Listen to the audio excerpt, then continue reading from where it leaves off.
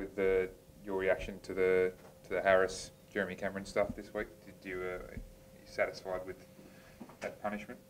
Yeah, I think the tribunal dealt with it fairly. I probably thought in my own mind that that's around about what the mark was. I thought somewhere between 4 to 6 weeks, so they gave him 5 weeks. I'm sure Jeremy regrets the whole thing, and we're pretty disappointed that Harris got hurt and was out of the game fairly early. So, but I think a fair result all round. Is there an update on Harris? No, obviously he's not playing this week. We'll just see how he is next week. He's got to go through all the cognitive tests and all that sort of business, and he's got sore ribs as well because he was sort of knocked out in the air, so he had a free fall and hit the ground pretty hard. So his ribs are a bit sore, not broken but sore. So I'm not sure when he'll play again. You suspect it might be longer than the neurosurgeon's going to look at him in 2 weeks. Do you think? I mean, straight after that might be a bridge too far for him, or it might be a little bit longer. Or is I'm not sure. I really don't know. So it's in the hands of the neurosurgeon. How did you feel when you saw it? I know how much you care for these players. What went through your mind? Oh, my first thought was I hope he's okay. It looked like a pretty heavy hit, and took him a long time to get up and all. It's good to see that he was sort of came to reasonably quickly. So no, you ask a lot of your players. It's a physically tough game, AFL, and Harris was a real act of courage going back with the flight, and to see that happen to any of your players or even opposition players, you just don't like it. The character of him to seek out Jeremy after the game it's incredible. I think that's a vision that'll stick with a lot of people, that he went actually and sought out Jeremy. Yeah, I didn't actually realise that until later in the week, and I saw some vision of that. Yeah, it was a remarkable thing to do. You'd probably feel like walking away more than anything else, but no, Harris is one of those boys. He has great sportsmanship, and it was a really positive act by him, and that's the spirit in which the game should be played. Has he been at the club at all this week, or has he been at home? Yeah, he has. He was walking laps yesterday, so and he was sort of around Tuesday, popped his head in. So yeah, we've seen a little bit of him. Does something like that leave a stain with them, or they move on? I mean, they're professional footballers. Mentally. With Harris? Yeah. I think all players are different. It's hard to say. Do you mean from a performance perspective, or? Yeah, I suppose how you approach the next time he plays, run out. Yeah. And next time he's in that situation. Yeah, it's an interesting one. Only time will tell, I guess. But all guys are a little bit different. But you wouldn't blame him if he was a little bit cautious in that situation again. But knowing Harris, he probably won't be.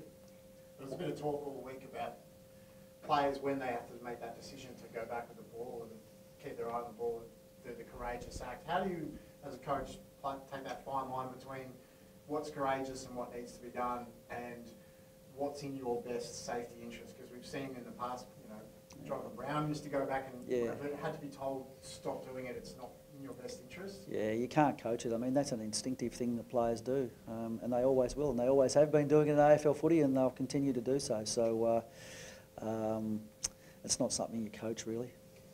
We don't see a lot of those incidents, but it was interesting to see who settled quicker after it. Did you feel like you guys, they got a few quick ones on you, and unfortunately it was Jeremy that got him, but how did you feel in that moment, and do you look back at that and go, if this ever happens again, we need to focus on this and not retribution? It was actually really difficult. There wasn't anything about retribution going on. We lost a key player. He goes off the ground.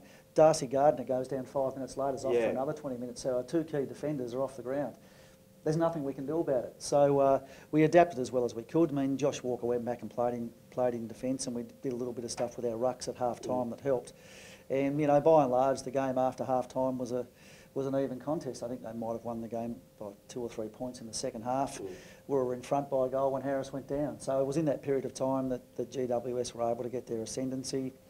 Well done to them. But it wasn't about us seeking retribution. It was more the imbalance that created in our team, and on the back of Darcy Gardner being out of the game for 20 minutes as well. Darcy, all right? You're going to need him this week. I think he got the all clear yesterday. Yeah, he trained well yesterday, so he's made a great recovery. Credit to him. He's worked really hard on that during this week, and he's right to go. How do you adapt from the defensive end this week without Harris? You've obviously made a number of changes. Do you throw someone into his role? What's it going to look like? Oh, we've got a few players. I mean, Josh Walker went back there and played well last week in Harris's absence, and Dan McStay will be back into the team this week, and he can play either forward or back. So we feel like we can cover what we need in this game. You match up, statistically it's pretty even between yourself and Freo. Where do you think that you might get an advantage over them? Well, I mean, you're right, it's a really even battle. It's going to come down to, the attitude and the effort of the players on the day. The midfield battle is always critical. Can you get the ball in your forward line and win the territory battle and lock it in there? They have the home ground advantage. We go into a ground that we haven't played at before. So there's good challenges ahead for us, and we look forward to it. But, where's the edge? It sort of comes down to how your team is on the day. It's that close. How's Hodgie been this week? Steph was saying the other day that he was chuffed to get some very strong feedback on his game at the weekend, which was probably his best for the club. Think he's found a second wind? Not that, I thought he's been pretty good all year. He just played a more exceptional game more in his on the career, weekend. Like a lot of people thought he was done. Well, that game's as good as any game he's played in his career, so it shows that there's a fair bit of life left in him yet. And he's been a consistent performer for us this year. Last weekend he was outstanding in all facets. He got plenty of the ball, used it well, and his defensive stuff, his tackling, his spoiling was exceptional. So, all players, no matter how old and experienced you are, love to play those sorts of games, so that no doubt will give him a lot of confidence. He already does loads of it, but his defensive leadership probably becomes more important without Harris back there, would you say? Yeah, it does. I mean, he's been sort of really strong in that area all year and probably been teaching the likes of Harris and Darcy Gardner how to do it. So he'll just continue like he always does, and someone else will be the beneficiary of his communication this week. So do you get another year out of him?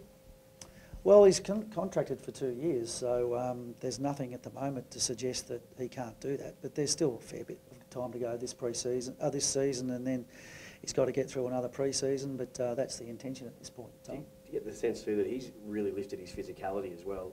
That's sort of standing out. He's really putting good, clean, fair hits on, but really showing some aggression and almost showing the way of to really get physical and make them earn their possessions. Yeah, I think he's been like that all year. Probably went to another level last week.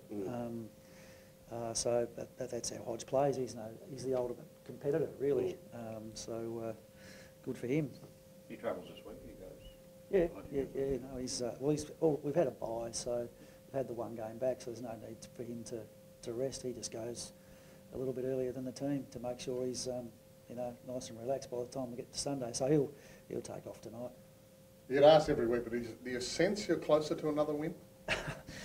We've been so close to many, many wins this year, which is the encouraging part, but the frustrating part as well. We're going to have to play well to beat Freo over there. They've beaten most teams. I think North Melbourne and West Coast might be the only two teams that have beaten them at home. So one of them's a local team, and North played particularly well to beat them. So, we'll have to be on our game. Our best, we can do it. And every week we go to play, we think we can win, and we aim to win.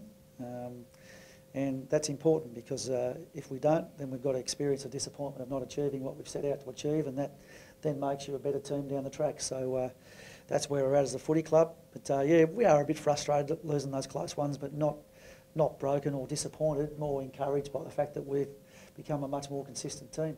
Mitch Robinson is a big in for this week. He did tweet last week that he wishes he was out there with an angry face during the incident, but he would be absolutely champing at the bit, I'd imagine, for this weekend. He was pretty close last week. He's just an important player for us because he's a bit older, he is aggressive and strong, and to have him back in the team for this weekend's game is pretty important. He can do some good work on ball around that contested situation, and can also go forward and be pretty handy.